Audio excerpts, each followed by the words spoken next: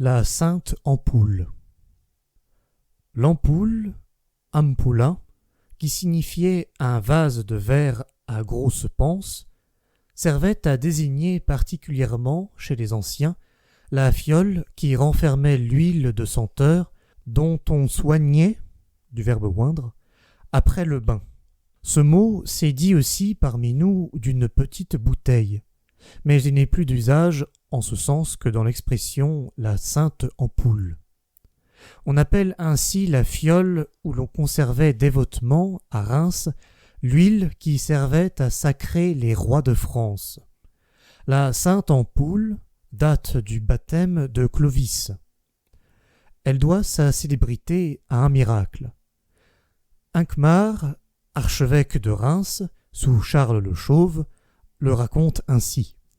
Le clerc, qui portait le saint crème, n'ayant pu approcher à cause de la foule, le saint évêque Rémy leva les yeux au ciel et implora la miséricorde divine.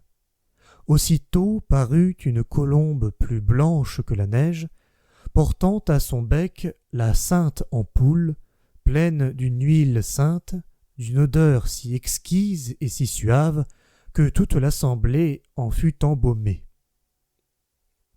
Les écrivains qui ont parlé depuis de la sainte ampoule n'ont pas tous raconté ce prodige de la même manière.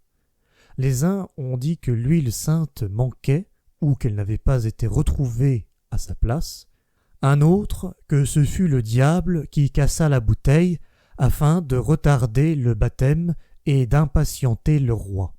Un troisième que la fiole avait été apportée par un ange et non par une colombe. Un quatrième, enfin, a voulu que la colombe ait apporté 2 bouteilles, l'une pour Clovis et l'autre pour Clotilde. L'huile de cette bouteille sacrée était intarissable, et le peuple croyait qu'elle montait ou descendait suivant que nos rois étaient en bonne ou en mauvaise santé. La sainte ampoule tenait à la fois, depuis des siècles, à l'Église et au trône. C'était plus qu'il n'en fallait pour exciter l'indignation des révolutionnaires de 1793.